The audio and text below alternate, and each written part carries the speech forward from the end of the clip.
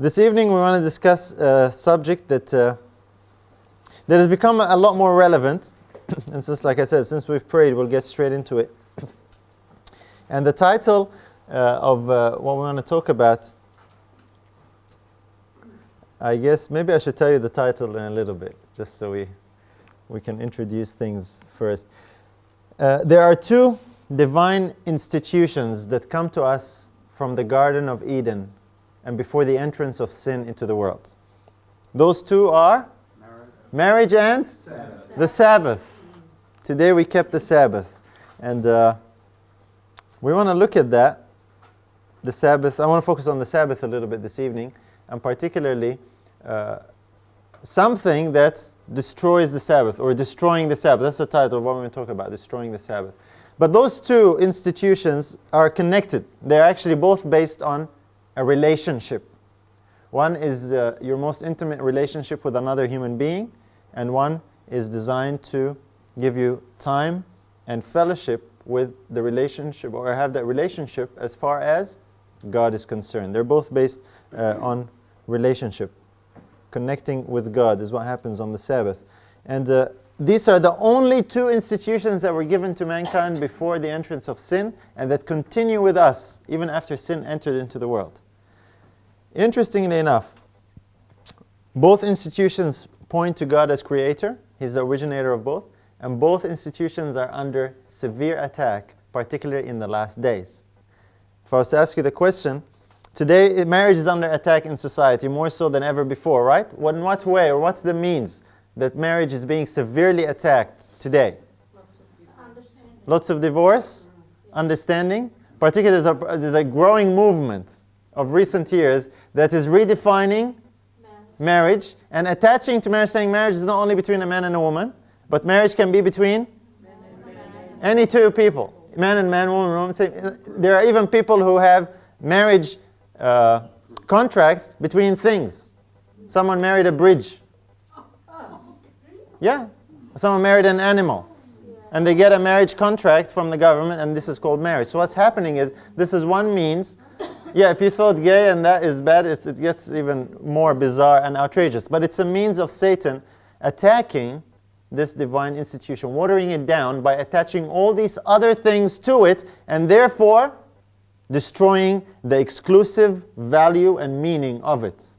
Attaching all these other things, and all these other things, they leech and they gain their importance from the marriage, because they're also called marriage. They're not marriage biblically, of course, but that's the point. This is how Satan is seeking to destroy marriage and the family in society today. And in like manner, there is also an attack on the Sabbath, on the seventh-day Sabbath. I'm not talking about marriage today, it's not my topic. Sabbath is the topic. But there is a similar, the modus operandi, the method of Satan is similar in how he tries to attack and destroy things. Sabbath is the one we want to be concerned with this evening. And there's an idea that's gaining more popularity. And this attack actually comes from Sabbath keepers themselves, interestingly enough. And it's not intended as an attack, but there's the idea that's gaining popularity today, is that somehow the Sabbath, the seventh-day Sabbath, is incomplete on its own. And to complete it, there actually needs to be a recognition of all the other Sabbath days that were part of the feasts. I don't know if you're familiar with that, but the idea is present that as Christians, even particularly if you're a Sabbath-keeping Christian, you need to recognize that you also need to keep the feast days, and they have annual Sabbaths or ceremonial Sabbaths or Sabbaths that appear in them as well. And this notion links the feast days with the seventh-day Sabbath, and equating them, or treating them as peers, or that they're equally valid, they're equally required, they're equally important for us to recognize. Like I said, this is an idea that is gaining more and more popularity today.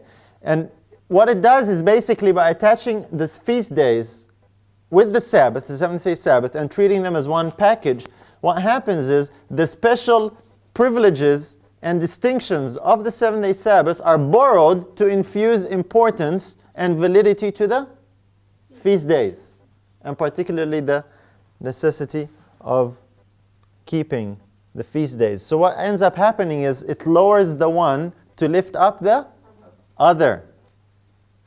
And things like, the Sabbath, some people portray it in different ways. Like the Sabbath is a source and the feast days are a channel to communicate to us extra blessings. I'm not sure if you've heard that one or not, but that's popular. Or that the feasts were actually extensions of the seventh-day Sabbath. So God blessed the seventh-day Sabbath, but you can get extended blessings if you continue to observe these feasts as well. And of course the argument is made that, well, some of the feast days were called Sabbaths, right? So there you go. They're a natural progression or a natural extension of the seventh-day Sabbath. And we're going to explore that as well. It sounds very appealing, but it's really unbiblical. We're going to look at some reasons why that is so. God has made some very clear distinctions between the seventh-day Sabbath and the feast days. And it's ignoring these distinctions and these differences that leads people to packaging them together. And in packaging them together, what ends up happening is you end up destroying the Sabbath. You lower it, you diminish its value, its distinctive blessings and importance, and you thereby destroy it. And it's a very, very clever ploy, I believe. And the people who do this, they're not intentionally doing that, okay? So I'm not picking on people as such, but I'm mainly dealing with the theology, with the concept or the requirement that says feast keeping is necessary for people in the last days. Some people even think that that's a way to keep the Sabbath more properly or more appropriately or more fully. If you haven't heard about this, you will, okay? It's something that is more common. So to attach the two ends up actually destroying one, because as we shall see, one institution is eternal, the other institution was temporary. And if you attach something temporary to the eternal, what ends up happening is the temporary becomes more important, but the eternal becomes less important, as we just said. Now, before we look at the differences between them, I want to first of all explore the resemblance between them. So let's turn our Bibles to Leviticus chapter 23. And this is one of those places that people go to see or to pinpoint the idea that both are in the same group. Leviticus 23. Leviticus 23 is one of the primary chapters dealing with the feast days. And this similarity, let's read verses 2 down to 4. Leviticus 23, reading from verse 2. Speak unto the children of Israel, and say unto them, concerning the feasts of the Lord, which ye shall proclaim to be holy convocations, even these are my feasts. 6 days shall work be done, but the seventh day is the Sabbath of rest, and holy convocation. Ye shall do no work therein. It is the Sabbath of the Lord in all your dwellings. These are the feasts of the Lord, even holy convocations, which ye shall proclaim in their seasons. And then it goes on to list the feasts, beginning with Passover and so on. And someone might say, see, the first thing that God said when he was talking about the feasts, the first one that's listed there is the seventh day Sabbath. So the seventh day Sabbath and the feasts are in the same category. They are one package. They are together. God put them together. They stand or they fall together. That's the argument based on this particular passage. Is this what God is saying in this passage? The answer is no. There is a similarity between the feast days and the seventh-day Sabbath in that they are both appointments in time. They both are appointments. They are both seasons that God designed to do something specific. That's where the similarity is. And that's where the similarity actually ends. They are both seasons. They're time appointments. So if you have different time appointments, they are similar in that they are time appointments. But if they are for a different purpose and different things are done on them, if they are for a different function, then the similarity ends there. They're just two time appointments, but that doesn't mean that everything is equal or everything is the same about them. I want to explore that a little bit because this idea has confused so many people. The word feasts here mentioned in this passage comes from the Hebrew word maw'id, which simply means appointment or an appointed time. What was the Hebrew word? Maw'id. Spell it? I don't know, the spelling varies in English. M-O-E-D, that's the spelling in in English, but it will vary depending on what lexicon you consult. But this word does not always mean festival or a feast like Passover and Pentecost and so on and so forth. It does mean an appointment. I want to look at a particular text that mentions it, and this is where some people get confused about it. Genesis chapter 1 and verse 14. And then we're going to go into some of the differences. I just want to explore the similarity first and get that out of the way. That it's not as similar as some people think. Genesis 1 and verse 14. And in Genesis 1:14, we have that same word, maw'id, the Hebrew word for that's translated feast in Leviticus, but actually means appointed time. It's actually in Genesis 1:14. Let's see if you know which one it is. It says, "And God said, let there be lights in the firmament of the heaven to divide the day from the night, and let them be for signs and for seasons and for days and years." Do you know which word there is the word for maw'id? It is close, seasons. Okay, you're pretty close, but it's seasons. It's a bit of a question. It's not expected you should know the answer because we only have the English, but that's why I was saying if you want to guess. The word seasons there is the word maw'id. And so people have come to the conclusion and said, see, the word seasons there is maw'id. What that means is the feasts were referred to in this verse. The feasts that God gave to Israel. That's not the case. Because the primary meaning of the word is not feast, it's appointment, it's appointed season. What's God trying to say? God is basically saying that there will be lights in the heavens, the sun and the star and the moon, to indicate the passage of days. And the purpose of them is to be for signs and for seasons or for appointments. In other words, if Adam told Eve, I will see you in 2 days, that's an appointment, right? How would Eve know to meet Adam in 2 days? When she sees 2 cycles of the sun, correct? Yes. Then she'll know that's a season, that's a maw'id. It's not a festival. The lights in the heavens were given so that man can determine certain seasons. Let's meet together next month. How would we do that if we didn't have watches and clocks and phones and all the stuff and the beeps and clings?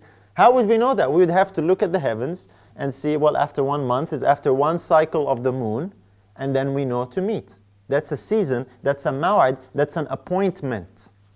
So then later on when God instituted the feasts for the Jews, there are also appointments.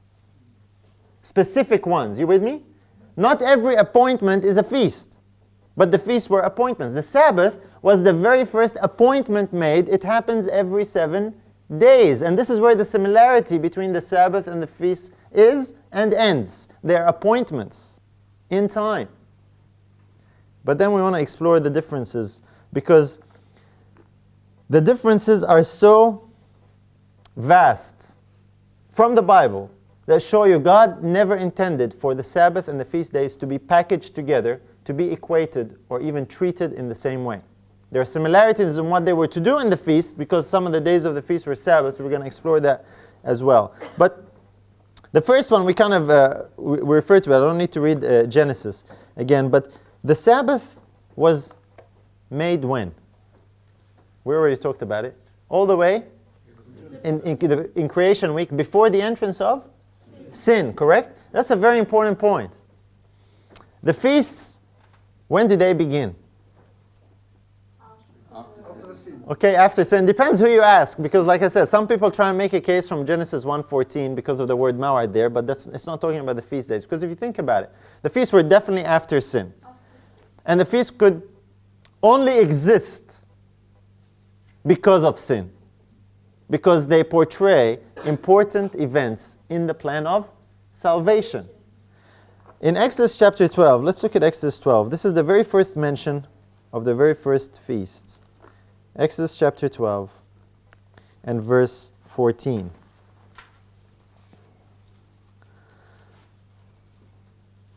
And here,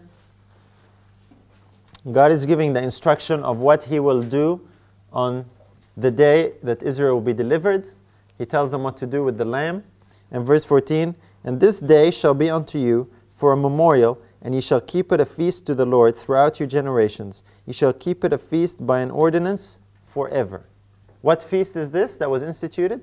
When the angel would pass over if he saw the blood on the door. Correct? It's called Passover. We refer to it as one word, but it was the indicative of the action of the angel when he would see the blood. He would pass over that house and skip that house and spare the firstborn in that house. If they sacrifice a lamb, put the blood on the door. This is the origin of Passover. It's impossible for someone to observe Passover before the event of the angel passing over. There are some people who actually think Passover was instituted all the way there in the beginning in Eden. That's impossible. That's like keeping the birthday of the queen before she's even born. Okay? It's impossible. It doesn't make any sense. So the feasts were instituted, and this is the first feast, the Passover, and then later on God instituted these other feasts as well. But Passover was the primary, first, and most important feast. And like I said, they were also for the purpose of sin. On the seventh day, we're told that God rested on the seventh day, that God blessed the seventh day, and God sanctified the seventh day, or hallowed it, made it holy. We have no record as such of God resting, or sanctifying, or making holy any of the feast days. That's another difference. Before sin, after sin. Sanctified, holy, God rested on it. We have no record of as such for God doing that for the feast days.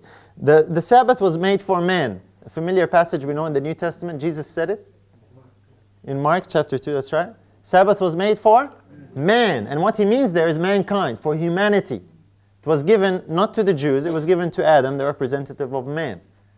And not man, the verse says, and not man for the Sabbath. What about the Jews? What about the feasts? The feasts were made for the Jewish nation. We just read it in this verse, the end of verse 14.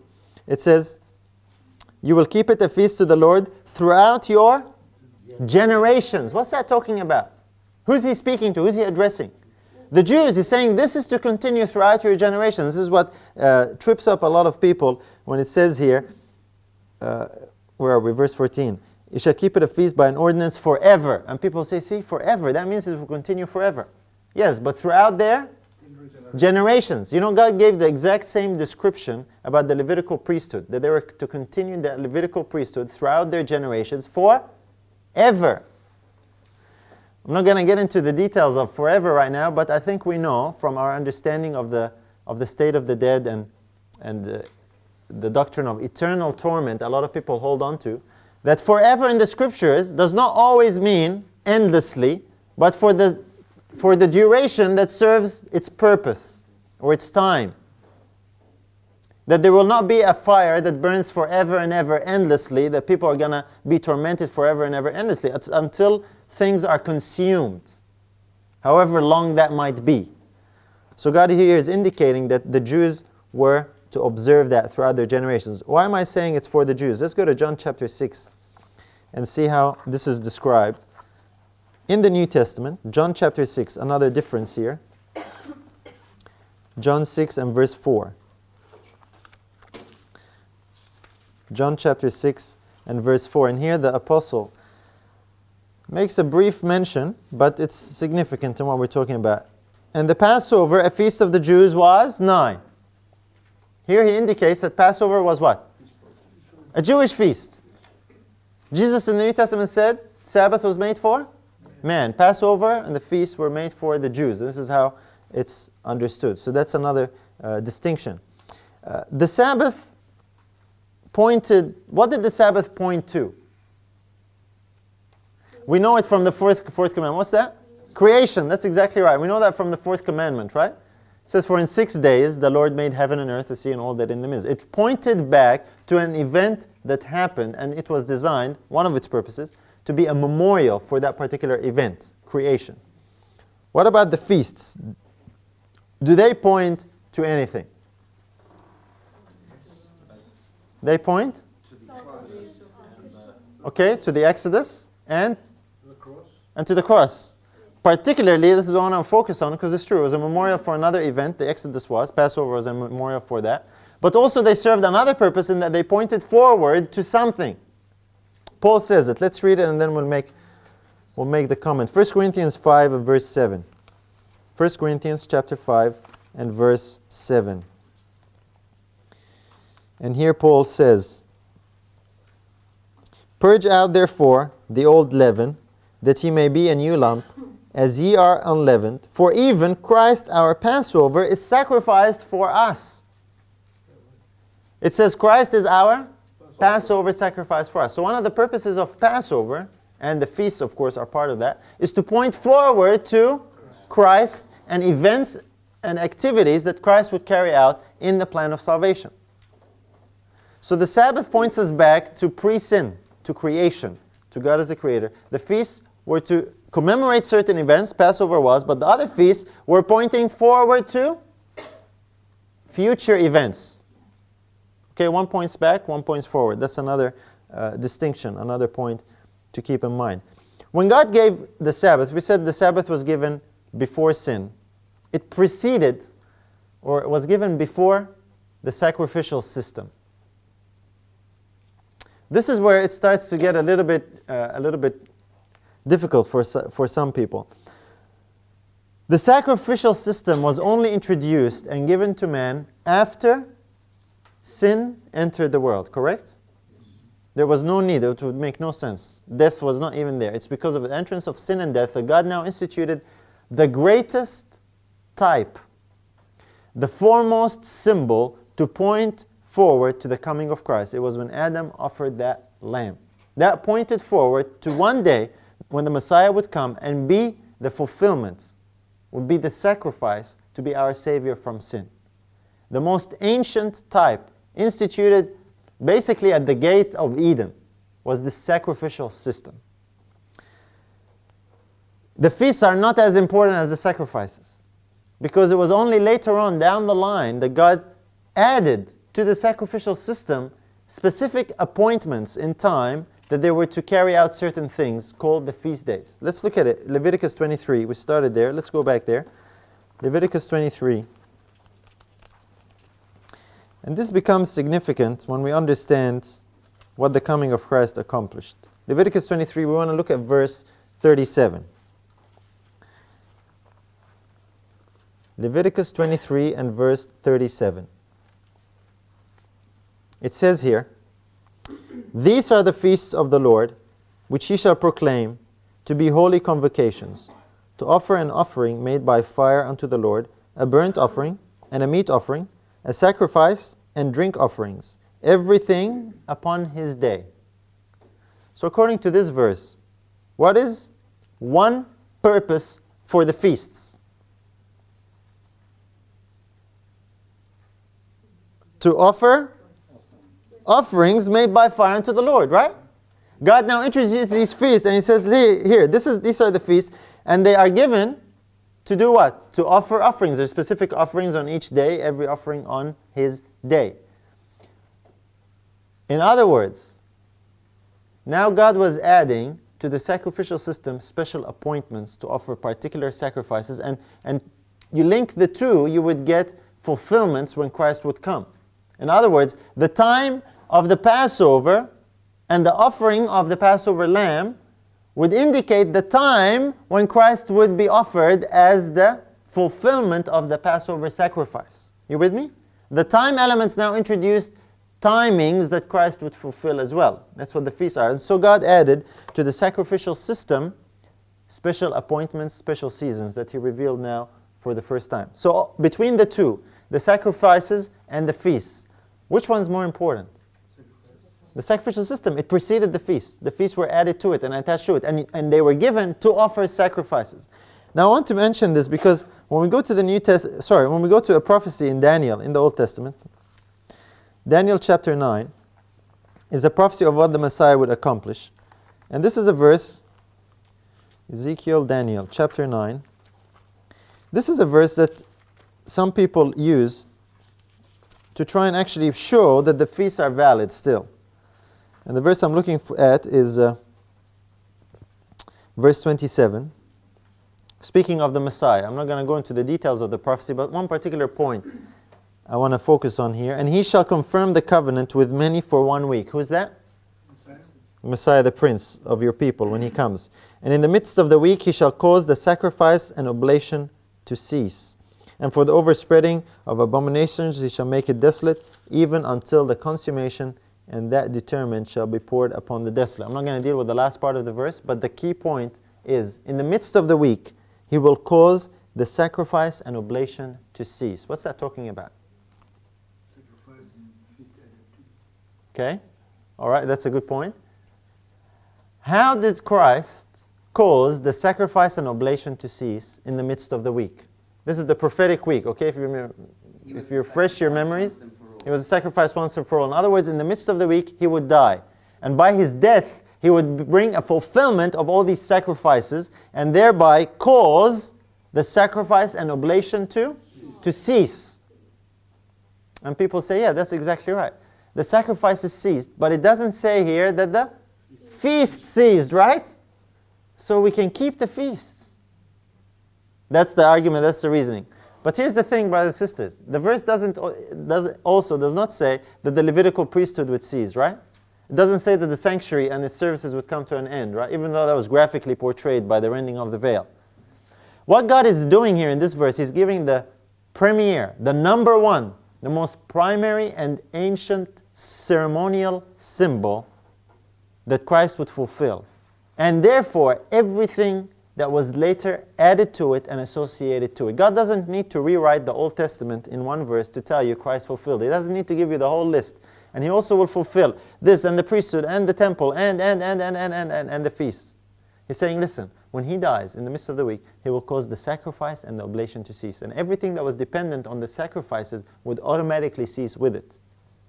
Can you have a Levitical priesthood that does not have sacrifices to offer? No. What about the temple? The temple was to offer, the place to offer the sacrifice. So the priest was the person to offer the sacrifices for you. The temple was the place where you offered the sacrifices. And the feasts were the special seasons where you offered the sacrifices. So if the sacrifices are gone, then all these other things that were attached to it are automatically gone. And God expects us to think. He doesn't need to spell out everything repetitively. He expects us to understand when He reveals things. Because when He gave the feasts and the sacrifices and the temple and the priesthood, He gave them all together as one package to Israel. That package is represented by the sacrificial system. So it says He causes the sacrifice to cease. It doesn't literally mean only the sacrifice ceased while everything else continues. No, He gave you the umbrella term that covers everything that was dependent on it. Does that make sense? Yes. Otherwise, we misunderstand a lot of things.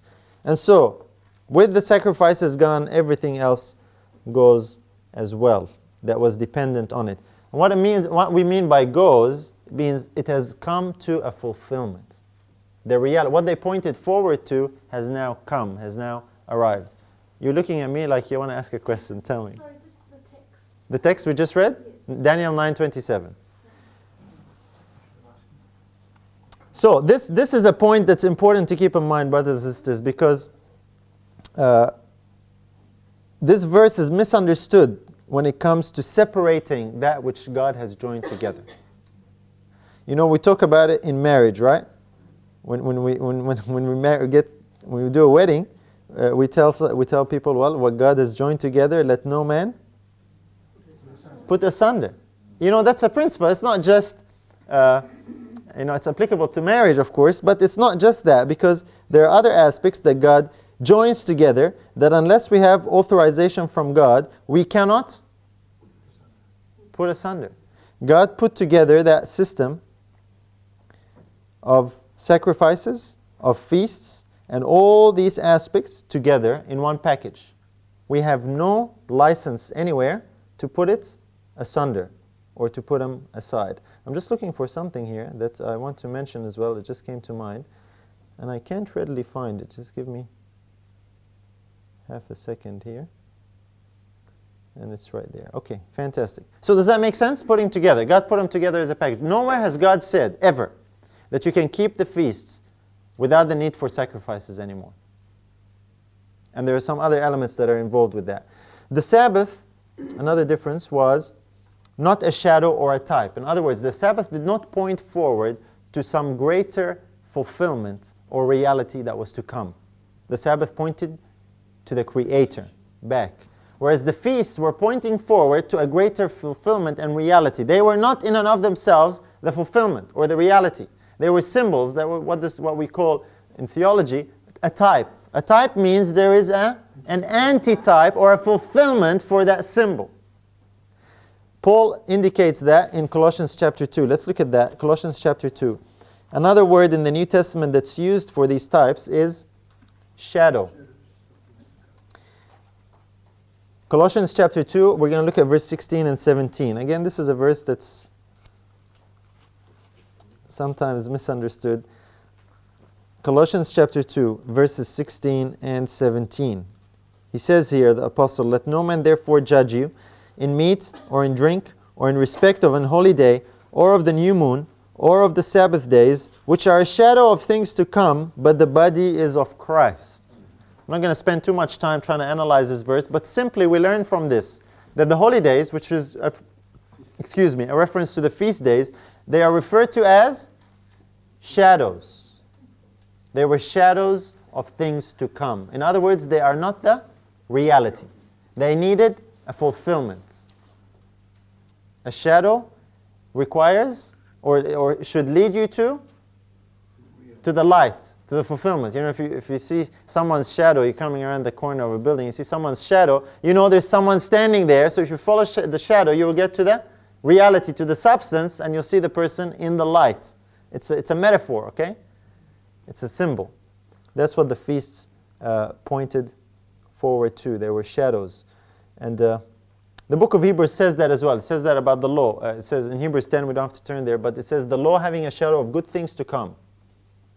What was the good things to come that the law was symbolic of or represented? It was Christ and the plan of salvation and all the different elements there.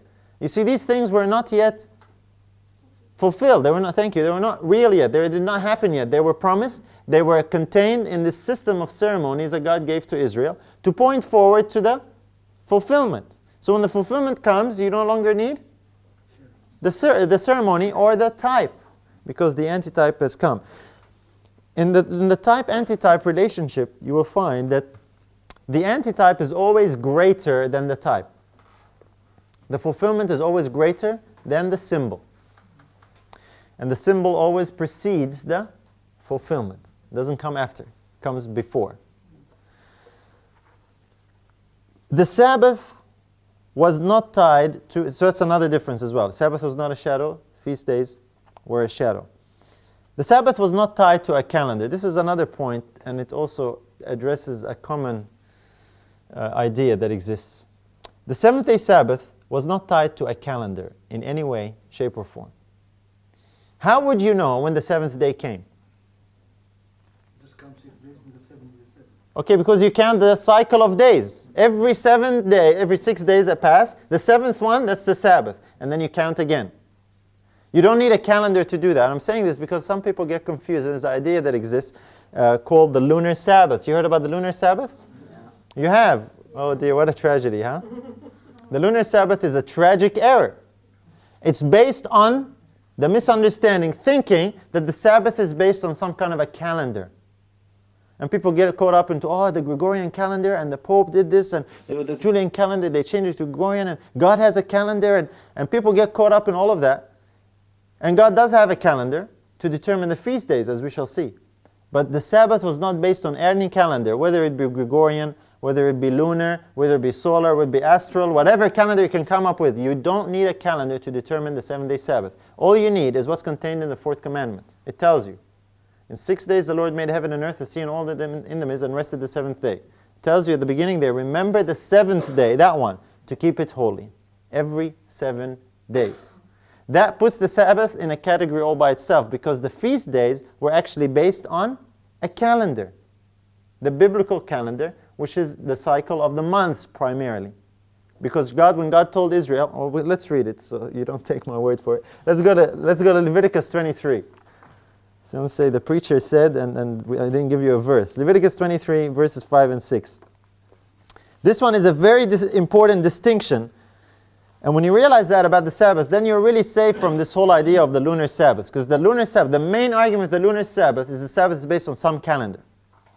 It's not. So it's a non-issue straight away. Leviticus 23, the feasts were. Verse 5 and 6.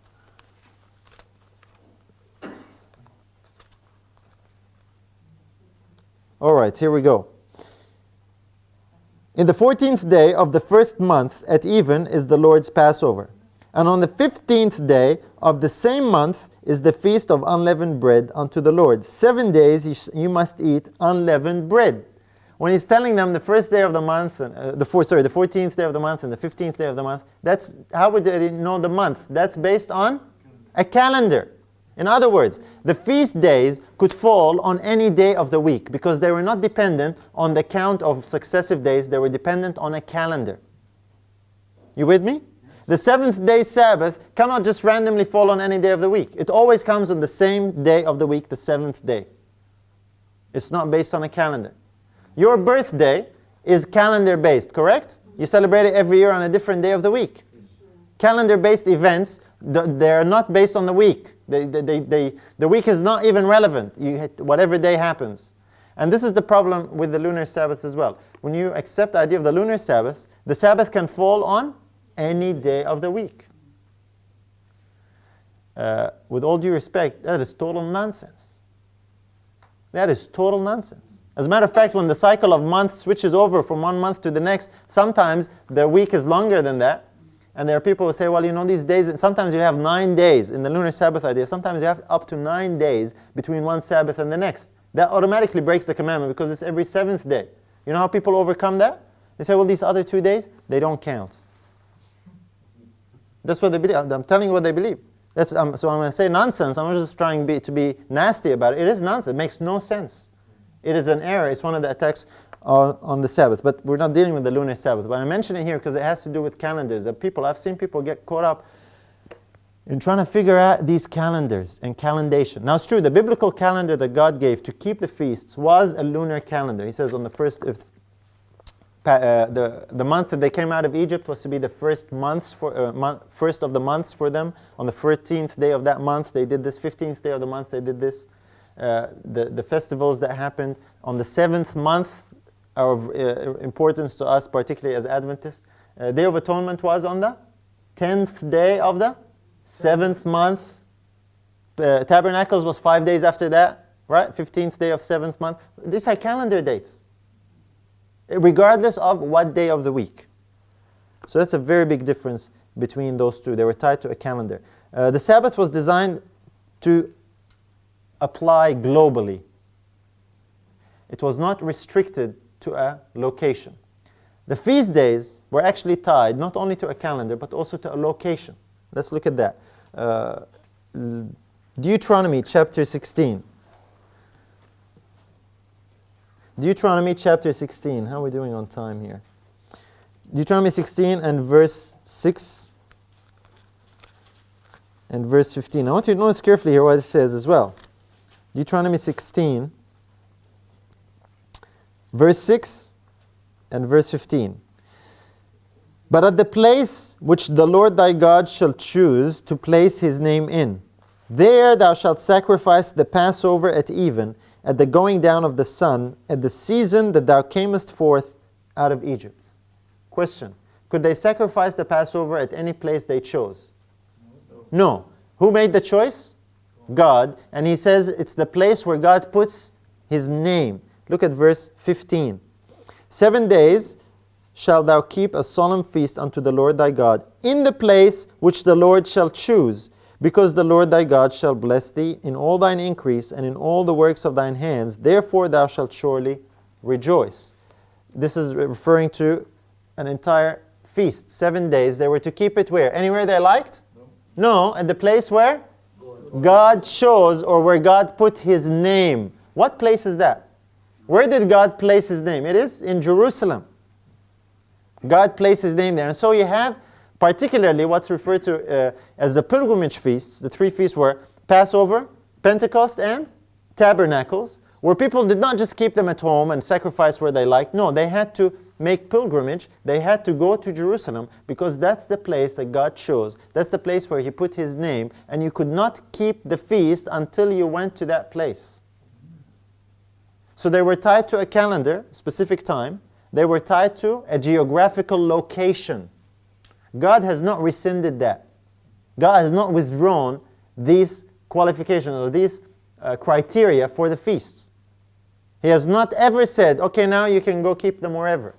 They were all tied together in that place. And in Jerusalem, obviously, there was the temple right there in Jerusalem. They were all tied together into that system. And the temple, the whole heartbeat of the temple, it was the hub of where all the sacrifices took place.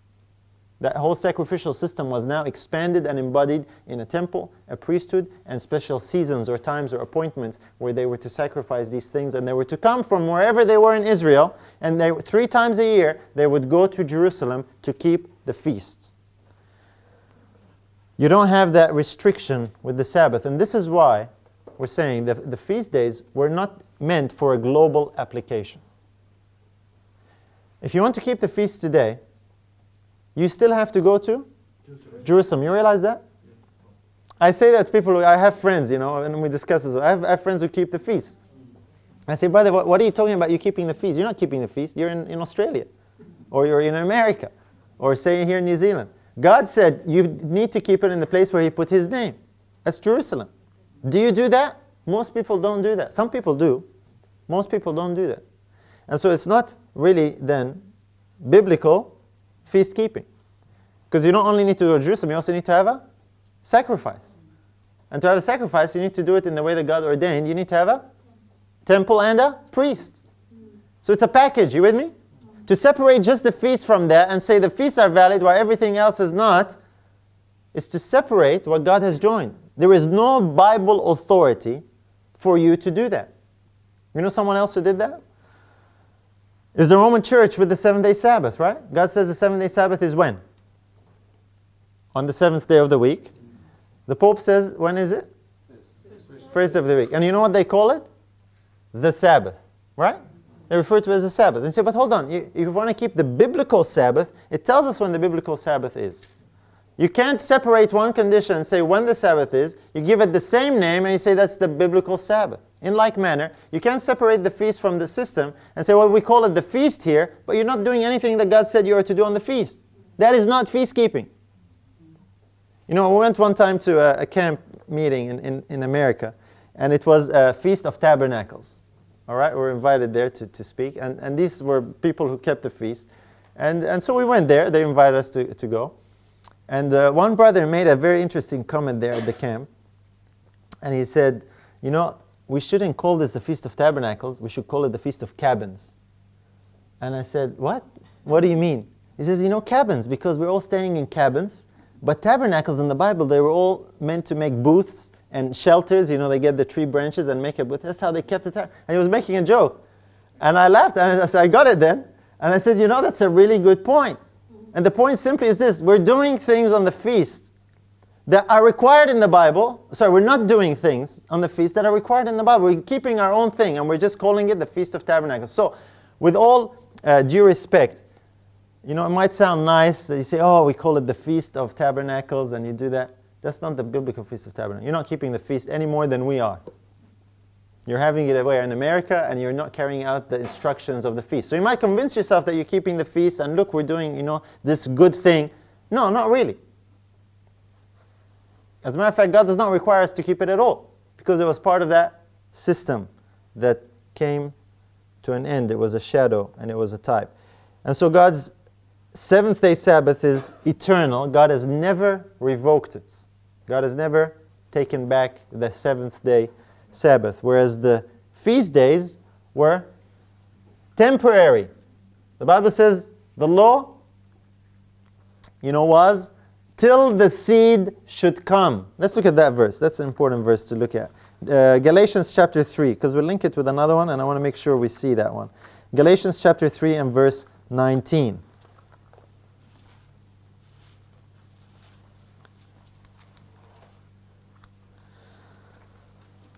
Galatians chapter 3 and verse 19. And here the apostle writing, he says,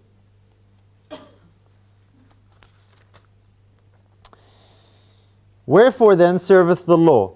It was added because of transgressions, till the seed should come, to whom the promise was made, and it was ordained by angels in the hand of a mediator.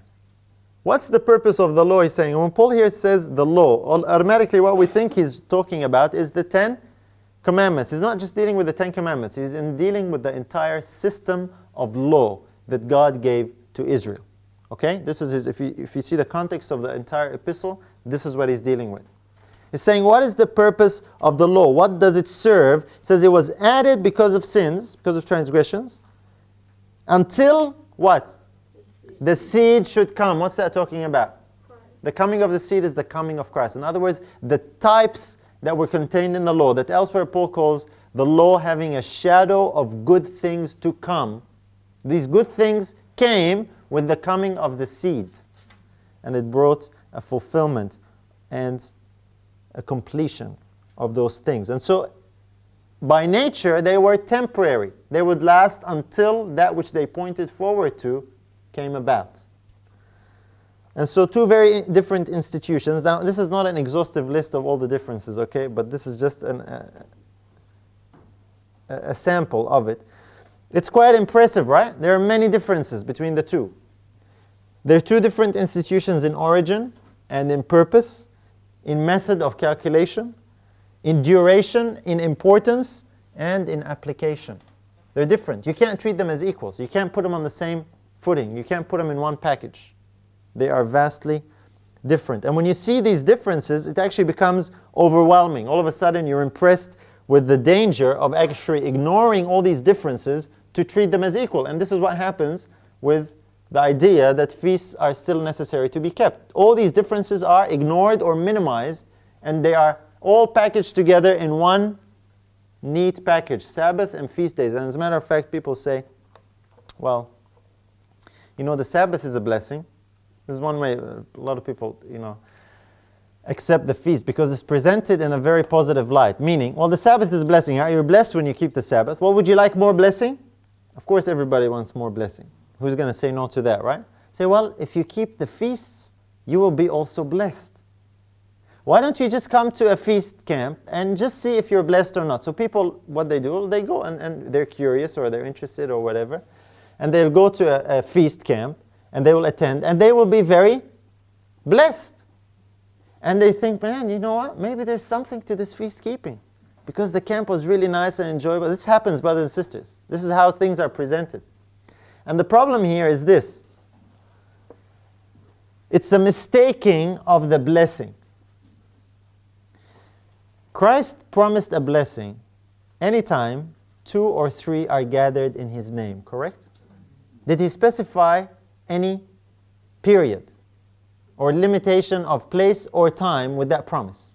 At any time, me and Brother Luke here, we can go outside under the tree tonight and gather in the name of Jesus. Jesus, He promised to do what? To be with us. Tomorrow I can go with Brother Murray up on the hill, different place, different time. And if we gather together in the name of Jesus to pray together, Jesus says He will be there to bless. There will be a blessing. We'll have a blessed season. Correct? So when there is a gathering of believers at a camp meeting, obviously it's happening in the name of who? Of Christ. So you think there will be a blessing there? Of course. What's the source of the blessing? Is it because they met at a particular season? No, it's because Christ is there to bless. So when you mistake the blessing of Christ's presence and attribute that to, we're blessed because we kept this particular time, you are misunderstanding and misappropriating something. The feasts were not blessed, brothers and sisters. You know, if you have a camp at a non-feast time, you think you'll be blessed? Yeah, why? Because the blessing is not based on time anymore. The blessing is in Christ. So sadly, a lot of people, because they're told that, they say, look, if you come to the camp and you're blessed, and they go, and their chances are high that they will be blessed. And they conclude, well, you know what, maybe this feast is right. Maybe there's something to that. And a lot of people, because of that, they say, well, maybe I should keep the feast. That's mistaking the blessing. We need to understand carefully how things are so we can rightly discern. Now, when God, this is another point I should mention. When someone stands up the front, whether it be minister or leader or whoever, and promises a blessing on God's behalf, when God has not made such a promise, you know what the Bible name for such a person is? A false prophet. When you promise something on God's behalf that God has not promised, you are a false prophet. In the Old Testament it says that if someone says something in the name of the Lord, and I did not send him, that's a false prophet. God has not given any blessing or sanctification with the feast days.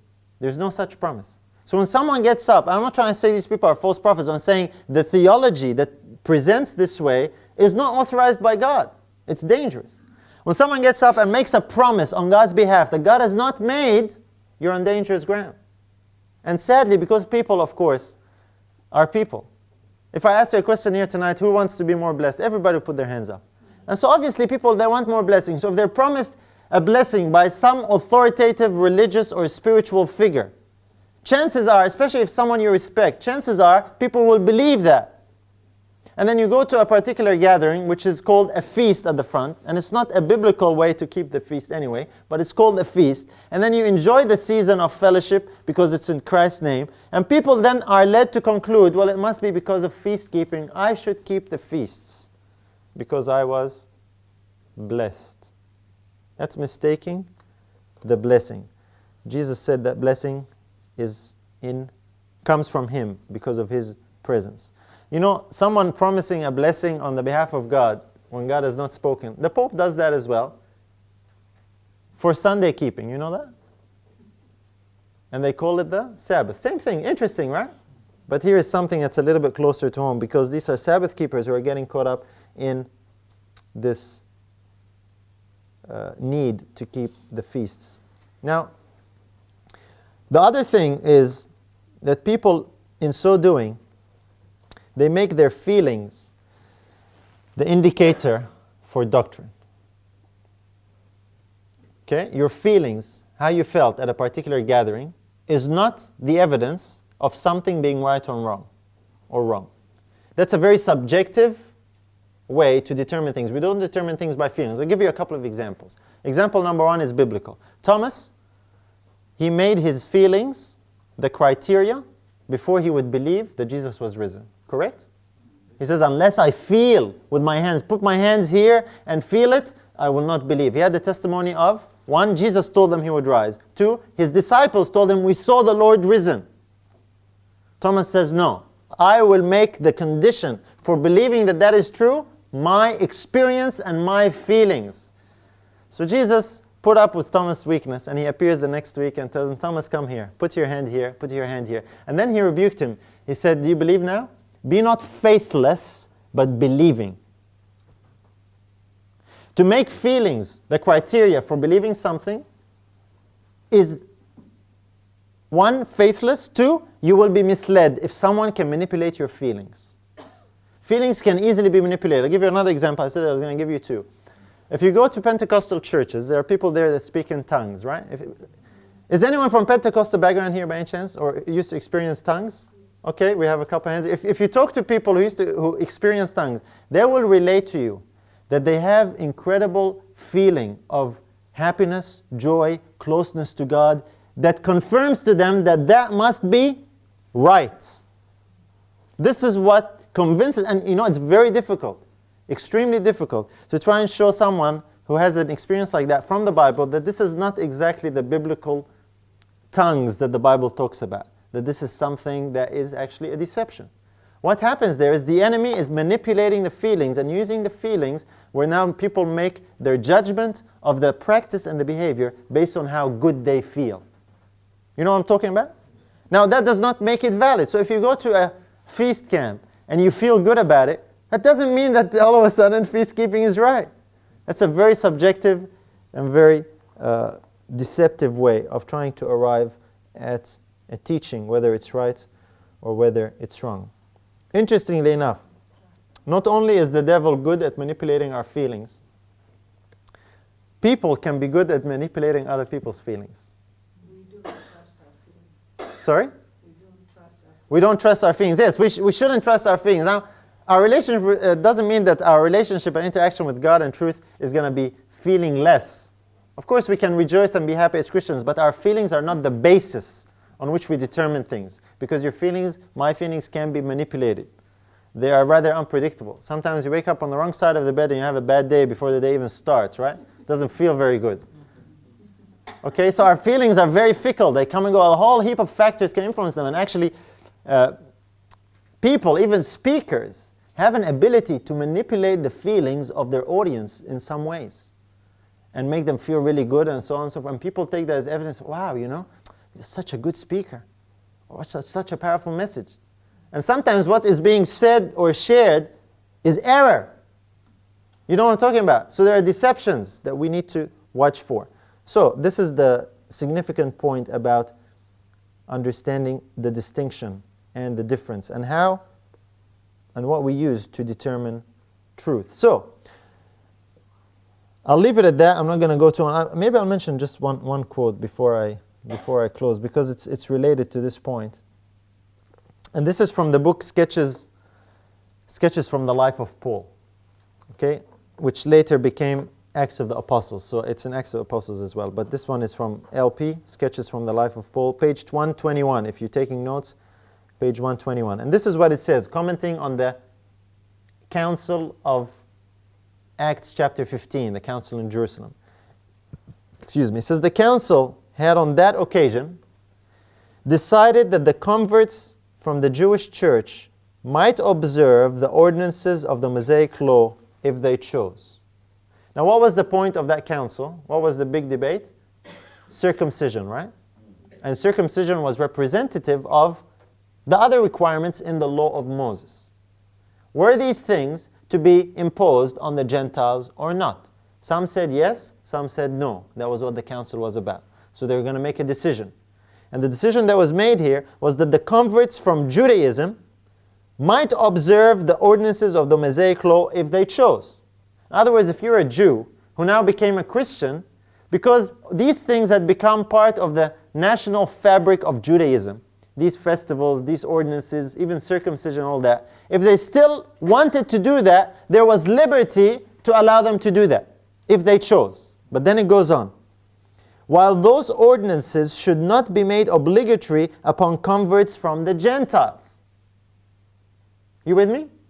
In other words, the Jews, if they wanted to continue some of these things, they could, because it became part of Judaism, even if they'd become Christian. But this was not to be imposed on the Gentiles. So as Gentiles, which most of us in this room are, probably all of us are, we do not need to be circumcised. And we do not need to keep the ordinances of the law of Moses.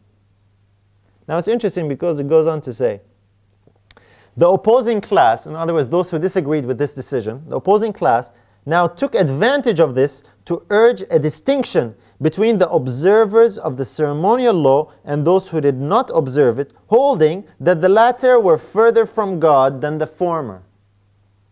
In other words, they said, well, we keep the law of Moses, therefore we have extra benefits, we have extra blessings, we are therefore closer to God than you who are not keeping them. You know, this is the same argument that is put forth when it comes to feast keeping. Say, well, you know, there's more blessing. And if you want more blessing, you can keep it. And if you don't keep it, you will miss out on the blessing. That's tragic. Because one, it's not biblical. Two, it's based on the same principle that you're closer to God, or you gain God's favor, or you gain blessings from God based on some behavior that you carry out. If you keep the right calendar and the right feast at the right time, you do the formula right, then you will get a blessing. If you get it wrong, well, tough luck. You don't get the blessing. And the idea and the belief exists that the Sabbath and the blessing of the Sabbath is incomplete. It's partial. You need these added benefits that are distributed in the feast days. And how that happens is by attaching the feast days to the Sabbath and saying they're just as valid, they're equally valid. And if you ignore them, you miss out on a blessing and therefore are further away from God. You know what? The wise man said it well. There's no new thing under the sun. This is the same issue that they dealt with in the book of Acts. And the Judaizers that went around after Paul, disrupting the churches. And the Judaizers were Christians, by the way. They were converts from Judaism who were zealous for the law, who would go around and tell the Gentiles, you need to keep the law of Moses. You need to be circumcised or you can't be saved, even though you have accepted Christ. And some of the letters that Paul wrote were to deal with these Judaizers. The same problem exists today. One manifestation of it is in this idea that you need to keep the feasts. You see the point here? Nothing's changed. And the Council of Acts has already settled this question for us, hundreds of years ago.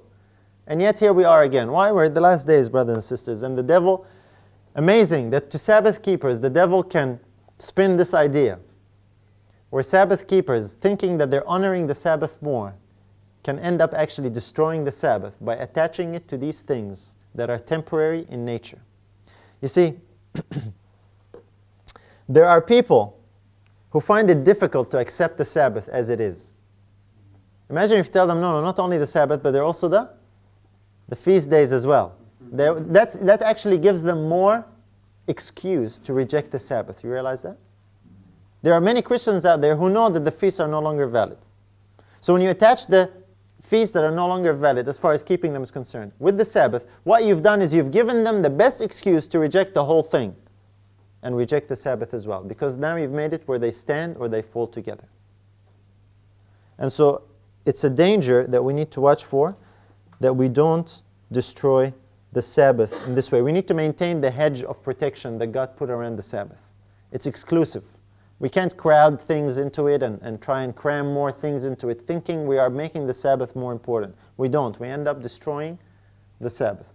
I hope that makes sense as just some food for thought, because this is an issue that has caused confusion to a lot of people. I've talked to a lot of people, and they're genuinely wondering and questioning, is there something to these feasts? What about them? How do we relate to them? What's the relationship with the Sabbath? Hopefully that can help answer some of these questions. If there are more questions, I'll be more than happy to talk to you afterward. If you particularly believe that keeping the feast is valid, I would still really love to talk to you as well. So I'm interested to discuss these things. But we'll leave it at that. Let us protect the Sabbath, and let us seek to uphold it and maintain it in the place that God has put it. There is no other day like it. Let's close with a word of prayer.